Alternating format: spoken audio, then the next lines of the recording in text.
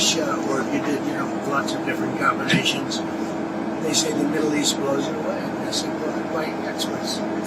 It's just thousands of years, nothing's been done. It's the whole thing with the Arabs, Jewish people, this and everybody. It's just never been done before. And there's a certain mystery to the Middle East. This was really a historic day, to put it mildly. Wasn't it amazing? Even that last meeting, when you see the heads of those countries, those are serious countries. But I thought it was fantastic. And seeing the so-called hostages, because kids come back home the way their parents just went crazy. Your father would not be that way with you. He'd be okay, but he wouldn't be like that. I would get a hug. A hug. A minor hug, okay. I'm okay. That's good. No, he wouldn't. I'm okay. So, how you doing? Everybody okay? Very good? How are you feeling? I feel good. I mean, it's a long day, right? It's a long day, and we did a couple of big ones. That first one is getting great reviews. I will tell you. There's a lot of meat in there. And dissecting it and just playing it all night long. It's been very good. I think it's a very important day. Because nobody thought this was possible. And the press has been very respectful for a change. It doesn't happen often. Go ahead, Peter. Let's go. What does it tell you about the world that it seems like you got a much better reception in Israel than you get in like New York City right now? I think I get a great reception in New York City. I'm not saying that you don't, but it was on another level today. Well, yeah, you're right. It was incredible. But I went to the Bronx, and we had 31,000 people in a park in the Bronx in New York City during the campaign. 31,000, you remember that? And it was the friendliest crowd you've ever seen. And very diverse, but it was, New York is good. It's good. New York City, bad example, but it was, I don't know if you can Are see. you admitting you made a mistake? I don't believe it. This is breaking news. No, First rule of politics, never admit a mistake. Never. But it was, in the motorcade, I don't know if you can see, there were people hanging out of every apartment balcony, inside the Knesset. Okay, so I've heard, they said if you did Russia, or if you did, lots of different combinations, they say the Middle East blows it away. And I said, well, by experts. It's just thousands of years, nothing's been done. It's the whole thing with the Arabs, Jewish people, this and everybody. It's just never been done before. And there's a certain mystery to the Middle East. I mean, look, it's only because of ratings. You're only as good as the ratings, right? If they weren't getting ratings, your people are Fox. And by the way, Trey is excellent. He does a really good job. He and his whole team. We did a very quick interview. I was running to the second one where we were pretty late. Something that we heard from some Israelis on the ground, they want to know how the peace holds when you are not the president. So 3 years from now... I can't answer it.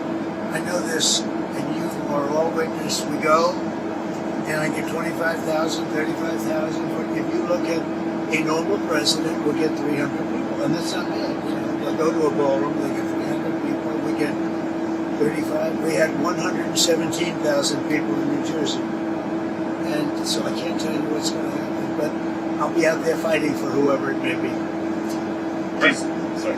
Did you tell Bibi beforehand that you were going to go off script and No, I try to get actually a told pardon? him I didn't want to bring up the part, but it was just a perfect spot. It was good timing, wouldn't you say? Because he was getting a very good hand, and when they stopped, they said, why did he give this guy a part? If he didn't get a good hand, they wouldn't have done that. But the timing was, what do you think, Katie? Good timing for that one. I think people thought it was pretty funny, yes.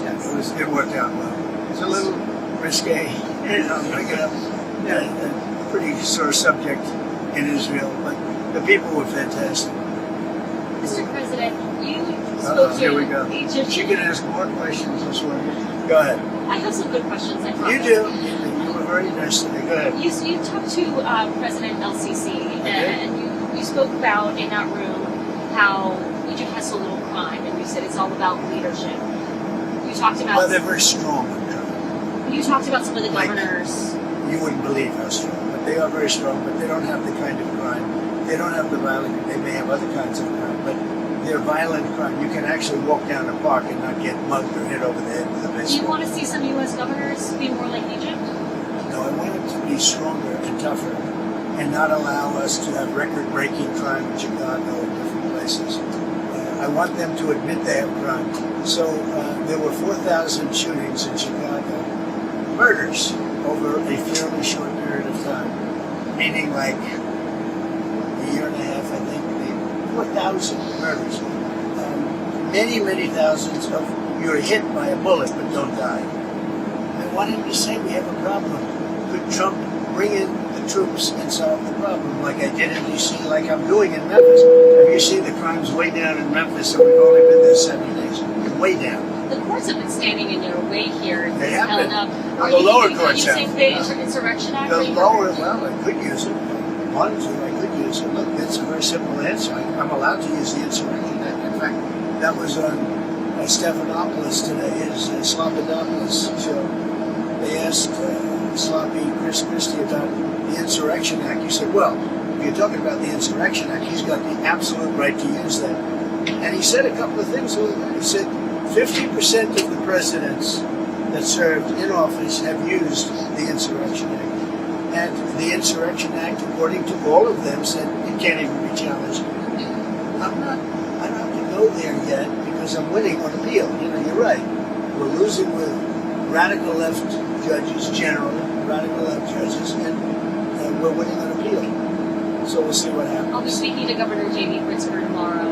Do you have any messages or questions for him? Well, I think he should beg for help because he's running a bad operation. He's letting people be killed in his city because he doesn't want in Chicago. And I love Chicago. Chicago can be a great city again, and very quickly.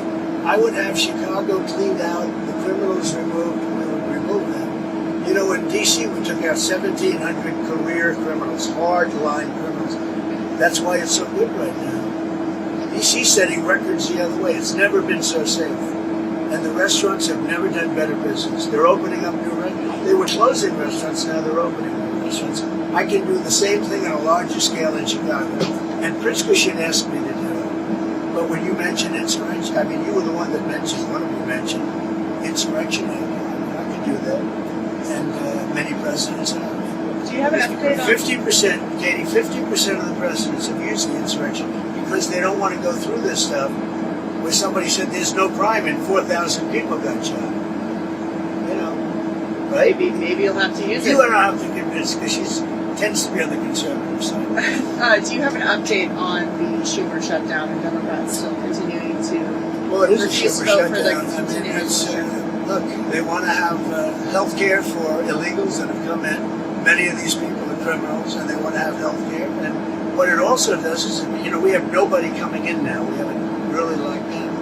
If they start winning cases like this, we're going to have a rush on our border because they're going to come up for health care and the other things that they give away. Look at Newsom. Education, health care, he gives everything away. People come up for that. People come from other countries for that. So we can't have it. We can't have it. We have people coming into our country, but they're coming in legally. Do you have any more meetings We have with the leadership strongest this week? border we've ever had. But they are coming in, Katie. They're coming in legally through a process. Do you have any planned meetings with House and Senate leadership on the Republican side to Yeah, figure I mean, out I'm this meeting week? with them. I talk to them all the time. John Thun's been great, and Mike has been great. Speaker, he's been great. Those two guys have done a great job. But we're dealing with a bunch of radical left lunatics that have lost an election in a landslide. They don't even admit that. I mean, think of it. They lost the election 2,700 in terms of counties to 525. That's where the map is entirely, right? They lost all 7 swing states. They lost the popular vote. And then they say, oh, the election was close. She says the election was a landslide. But they lie. You know, they can take any subject like this sometimes. He says, oh, no, Los Angeles is doing great. If we didn't go into Los Angeles, they would have had to cancel the Olympics. And the head of law enforcement said, and he said it very strongly, we could not have handled this if Trump didn't bring those people in. 2 weeks later, he said, oh, we could have, because he was told to say that. But we did a great job in Los Angeles. you wouldn't have. First of all, you lost half of it with the fires, and this would have been. I think this would have been maybe even worse. They had no control. When we went in, the police had totally lost control, and he admitted it. The head, whoever he is, whatever his name is, he admitted it very strongly. What's your reaction to President Bill Clinton giving you credit for anything? Well, I've always liked Bill Clinton. I've always gotten along with him. He used to be a friend of mine. Came to my wedding, you know. So did she. A lot of people don't know that. But no, he's. I've always liked him. I thought it was very nice, actually. Mr. President. And what is he doing? He's telling the truth. Because nobody else has been able to do it. I'm talking about the Middle East. Yes. Mr. President, I wanted to ask you about your conversations with world leaders today.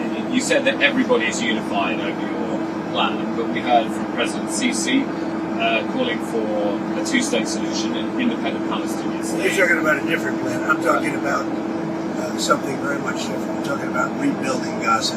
I'm not talking about single state or double state or two-state. We're talking about the rebuilding of Gaza.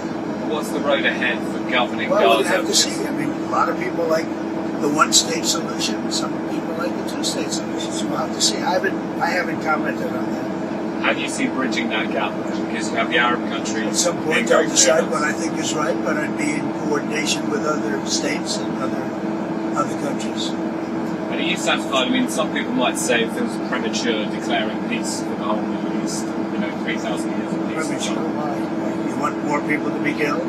What do you want? Another 300,000-400,000 people to be killed? Is that what you're looking for? But in terms of the risks in Gaza, we're already seeing Risk. So you mean let them fight on for another couple of years and let some more buildings fall down on top of people and keep it going? No, we did it the right way.